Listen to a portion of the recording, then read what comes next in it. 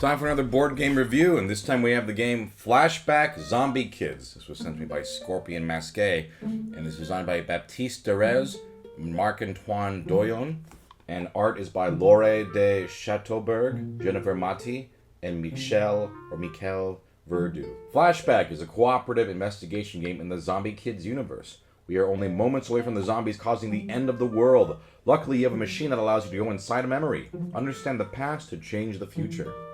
Let me show you how to play. So Flashback takes place in the Zombie Kidz universe, which I have not played. I understand they're like, I think, a children's sort of like campaign game. I haven't played them. But basically, the game comes with 3 chapters, and you can actually learn as you play, but I'll kind of show you the basics on how this works. I can't show you too much of the game because it's one of those games where the more I show, the more I spoil. But here's just sort of how the game works. So, you are traveling through memories, and each memory is a single second frozen in time. So this is the first stack here, and you look at this picture, and you see an illustration. So this is sort of a snapshot of the scene. You can travel from one point of view to another from all the numbers you can see on the cards. You can see 2, 3, 4, and 5 here. Those are your options. You also have this little symbol down here that tells you to look at this. So here's the first question. How did the zombies get past the schoolyard walls? So as you uncover these questions, by the end of the game, you're going to be tested on, did you figure out the answers to these? Let's try one of these. Let's say I look at from the perspective of number 2. So I look at number 2 and I can see from this character's perspective what's happening. It looks like they're throwing a big water jug at a clown zombie.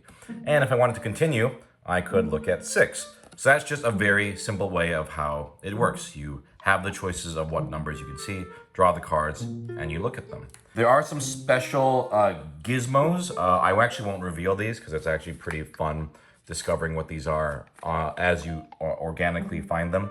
But similarly to how you saw this question 1 here, if you find a symbol of one of these, you'll be able to unlock that gadget. And that's the game. It's a cooperative game. When you have flipped over all the cards in the memory, including the question cards and the big picture cards, you'll have everything you need. You just go through it and find and decide your answers for each question. And that's it. That's all I really need to show you. There are some extra little things, but for the most part, it's 3 chapters of that. I'll show you one more picture just to kind of give you so if let's say I went from the clown's perspective, it shows this, and oh, look at that. There's a zombie flying in the air, somebody's looking at binoculars, so it opens up more choices for you. But that's the game. So I gotta admit, I didn't actually have high expectations for this because I thought it was just gonna be like a whatever kids game. I'm not familiar with the Zombie Kidz universe, but I was very pleasantly surprised by this. This was actually a very cute game and also entertaining. The art is really well done and charming, and I absolutely love how they pull off the concept of looking through various characters' points of view. It's executed really well, and I think that is a testament to the artist's skill in capturing those perspectives. It really does give you the feeling of seeing an entire big scene or a location in a 3D space, like you're moving around like a sort of point-and-click adventure. It can get a little cluttered table space-wise, having all the cards on the table, but it never feels too overwhelming in terms of comprehending what's going on in the scene. If you don't like these sort of finding hidden symbols or a Where's Waldo type game, you will get annoyed with this because there's a good amount of that, but I think that's fun. I like that kind of stuff, and I especially enjoy sort of combing through the cards as a group, finding clues, and oh, I didn't see that, or oh, did you see this? And these little details that you didn't notice before. I like that a lot. The gadgets are very fun. I'm not going to spoil them, but each one has very clever ways of uncovering new information and secrets. I liked their addition as well.